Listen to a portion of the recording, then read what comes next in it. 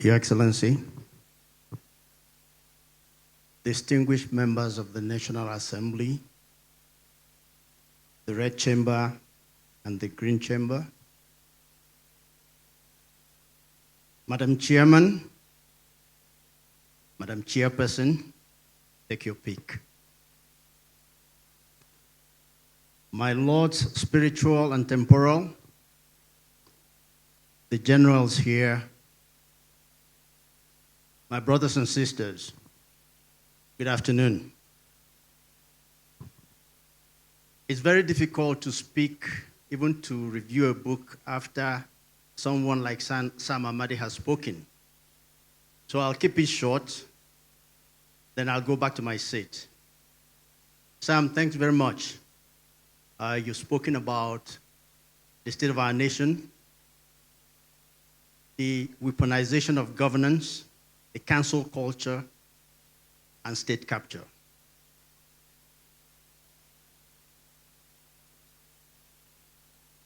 I want to thank Ike Abonyi for writing this book. At the close of last year, when he called me and said, "Can you take a look at this book?" I was thrilled.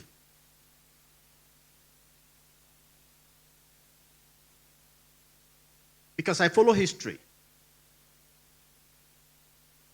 Some of you might not know, when the former president, Muhammadu Buhari, became president, people around him found that there was not one single book that had been written about him. And he had been president, and he had been out of office for 30 years. They quickly rushed a book to explain him to Nigerians. Today, I can tell you that nobody is going to rush a book to explain Peter Obi to Nigerians and the world.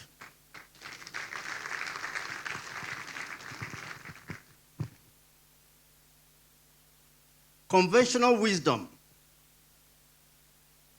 admonishes us not to judge a book by the cover. But we are also told that there is no friend as loyal as a book, end quote. But my most favorite quote about books is that by Janet Winterson. It says, and I quote, "Books and doors are the same thing. You open them, and you go through into another world." I sincerely hope that the book we present today will serve as an open door to closed minds.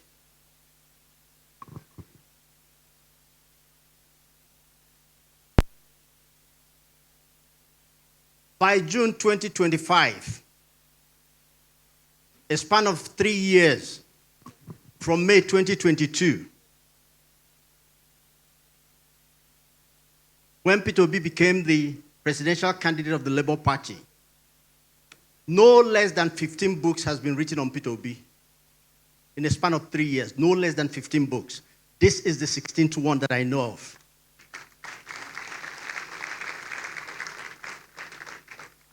Many observers consider that period, that 3-year span, as the most redefining era in Nigeria's electioneering and partisan politics.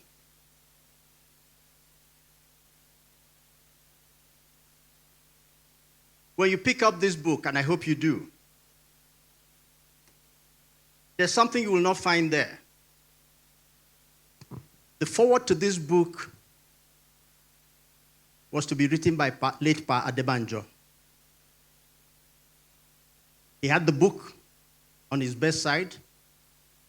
He was going to write the foreword. Then he passed away.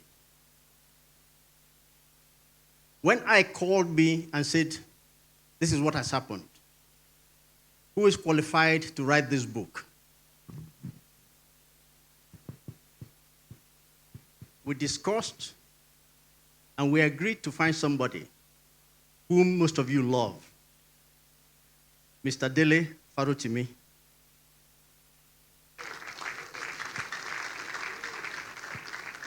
But Dele was in jail. So the question was how to get the book to him. 3 days later, Dele was released. And I said to Ike, let's take the book to Dele. So along with 2 of my friends who are here, Ambassador Jokeshi and Professor Frank Ngu, went to visit Dele. And this is something about somebody who understands history. When I gave him a copy of the book, I said, Oga Dele, they asked us to ask you to write the foreword.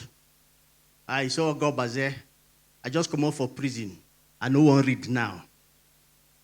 But as you will find in the foreword, he took the book, and eventually he wrote the foreword. As the title of the book suggests, Peter Obi is by every adjectival qualification a political change agent in Nigerian politics. He's also a keen competitor in a marathon race that is far from over. So this literary work is about Peter Obi in the first instance. And in the Nigerian context, it is about the obedient movement. And in the third instance, it is about an unfinished business in Nigeria. It is about renewal, and ultimately, it is the preface to the inevitability of a new Nigeria. The core value and the potency of this book is that it's written by an insider from an insider's perspective. Ike Abonyi, my friend and the author, has done a yeoman's job with a keen sense and keen eyes on details. He has done what the best of researchers and veteran journalists do best, to render a credible account of a seminal event without embellishment. If perchance you don't get a copy of this book, or you decide not to get it,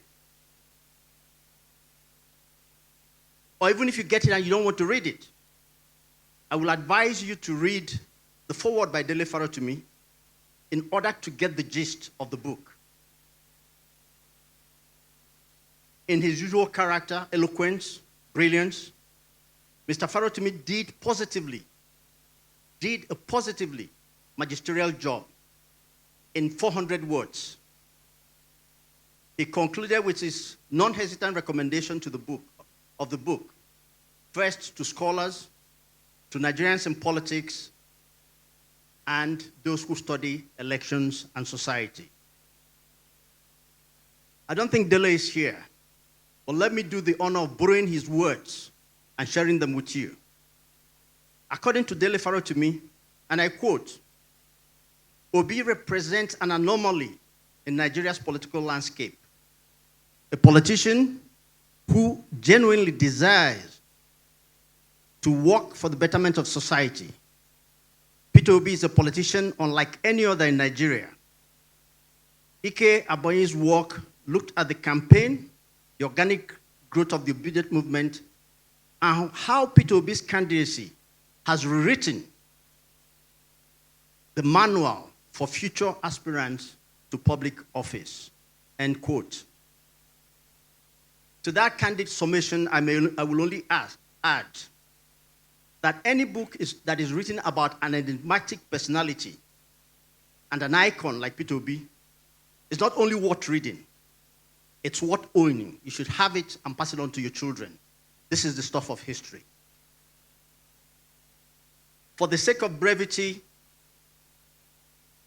I am minded to dispense with the formality of the book nomenclature. I will not go chapter by chapter before delving into the substance and the flourish. The book, Obi, Political Change Agent, consists of 252 pages, 26 standalone chapters. Each chapter is adapted from an original real-time op-ed or essay that details Obi's odyssey from the juncture where he joined politics through the uncharted trajectory of becoming the Labour Party presidential candidate in the 2023 election on the 30th of May, 2022. And it also covers the period up till now.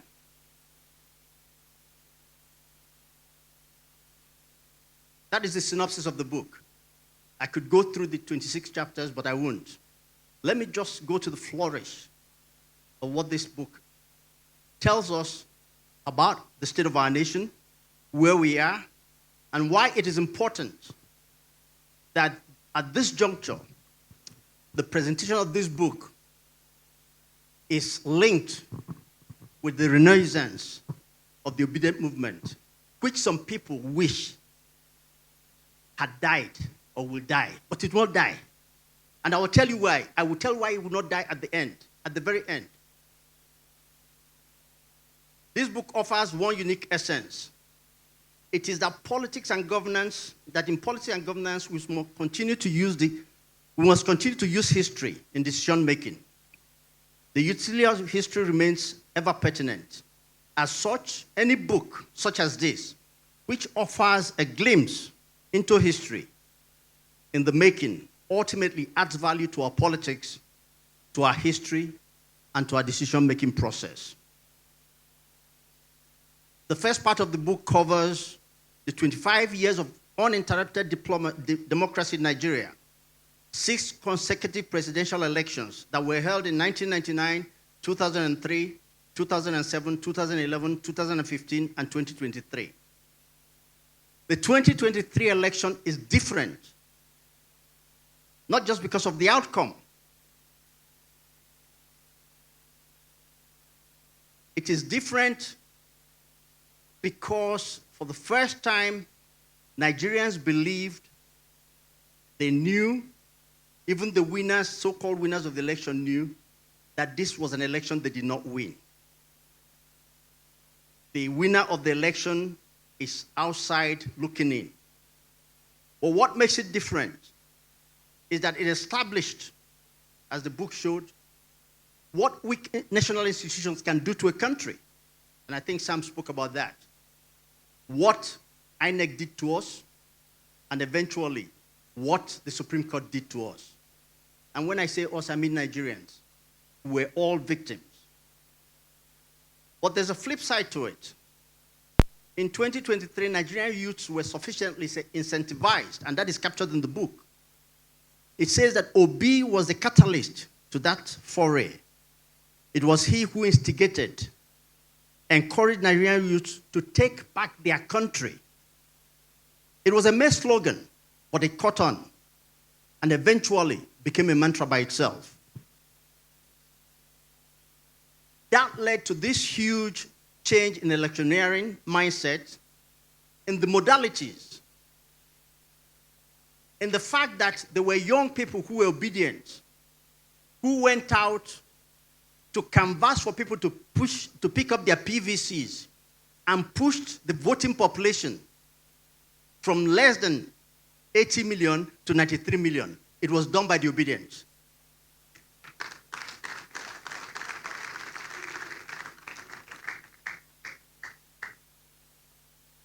In that context, as we find from the book, Obi's unheralded presidential candidacy was in and by itself an instrument of soft power. And I think Sam spoke to that. There was no use of force. There was no advocacy for force. It was all about moral suasion when there were other alternatives that were open to some people, including myself and in this room. Because I've heard it said that all we wanted was for Obi to say, let's march, and we would have marched. And we know that we would have marched.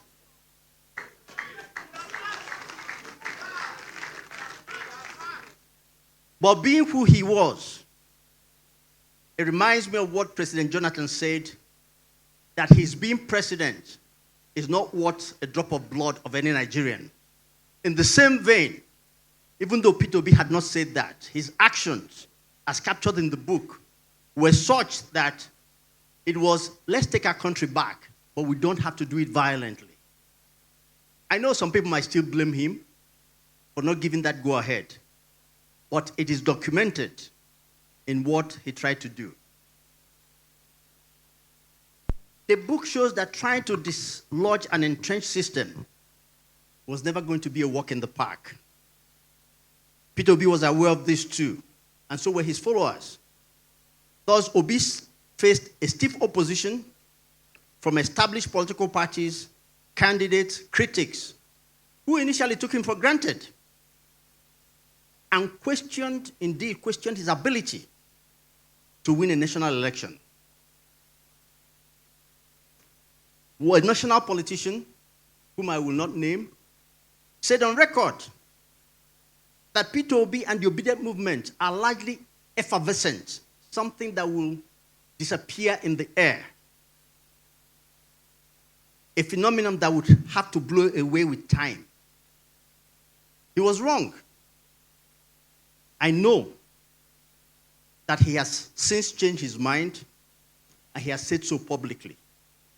And he has called Peter Obi and to say, I was wrong. When you came to my house, I told you you can never be president. I have changed my mind. So we've won one contact from the establishment.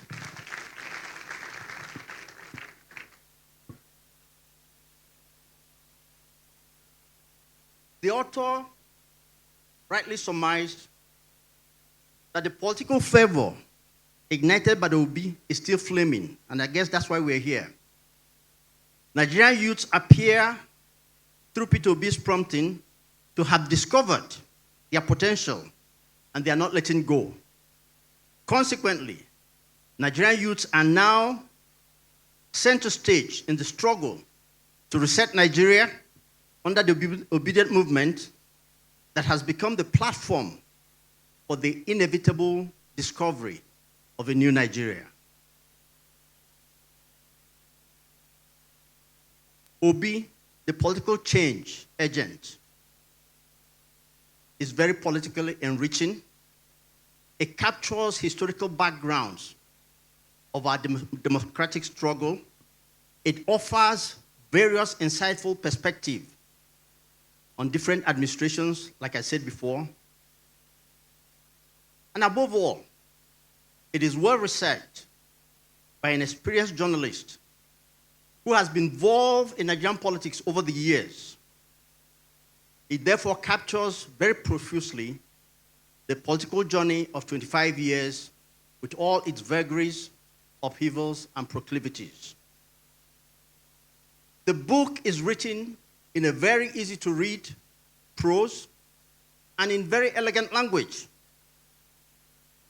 I find it very enriching for the inquisitive mind, for anyone who desires to know more about Nigeria's uninterrupted 2.5 decades of democratic journey. It offers, above all, an unvarnished insight how issues-based and issues-driven campaign messages by Peter Obi help to revolutionize and compel Nigerian youth to rediscover themselves. Accordingly, that mantra, take back your country, is no longer a slogan. It's a clarion call that resonates till this day.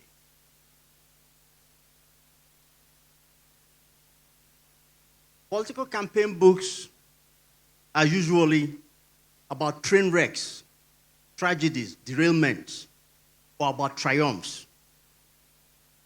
Most are about introspection and retrospection, the reconstruction of issues that mattered or played out.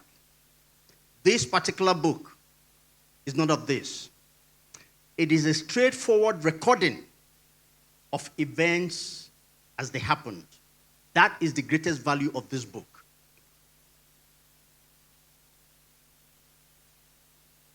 More often than not, political campaign books or memoirs are richer because they include or reveal snippets of undisclosed confidential discussions or events. From my vantage point as a campaign insider, and I think Ike also picked up some of those, I consider two remarks as encapsulating why this mission must go on. One is documented in the book, the other is not. The first was Peter Obi's visit to Arewa House on 17th October 2022. They don't want me to say it. Two noteworthy events which were by way of advice that were given to Peter Obi in the course of the elections. The first was his visit to Arewa House on the 22nd of October 2022. At the meeting before his engagement at Arewa House, he has stopped to see Sheikh Ahmed Abubakar Gumi. And this is what Gumi said to Peter Obi, and I quote, even if you don't win beyond the 2023 elections, don't let the movement you have started end. End of quote. What movement was he talking about? The obedient movement.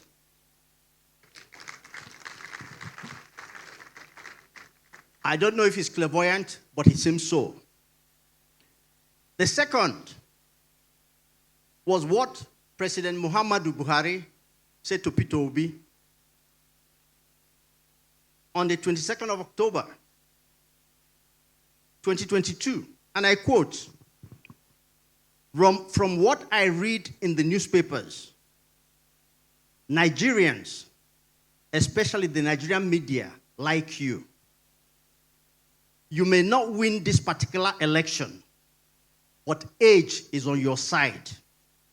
I tried 4 times before I finally won. End of quote. Now, for a sitting president to be giving that advice to somebody who was likely to succeed him speaks volumes. And I believe that both remarks must undergird the inevitability of a new Nigeria that is possible. They must continue to drive us and compel us not to drop the baton. Like all books, if this book has any shortcomings, it is not out of the dereliction or inattention. Besides focusing on the protagonist, the book does not focus on some of the key dramatis personnel in the elections. It does not even focus on how, and that's a story for another day, perhaps Mr. Obi's memoirs. He tried to pick somebody as a running mate who would be acceptable to Nigerians. Some came this close to even signing the forms, and then they pulled out. And you ask yourself why. But that is a story for another day. It does not talk about, after he left PDP, which party or which parties and those who played the role in trying to get him to the platform that would have driven the change in Nigeria. He ended up in the Labour Party, as we all know.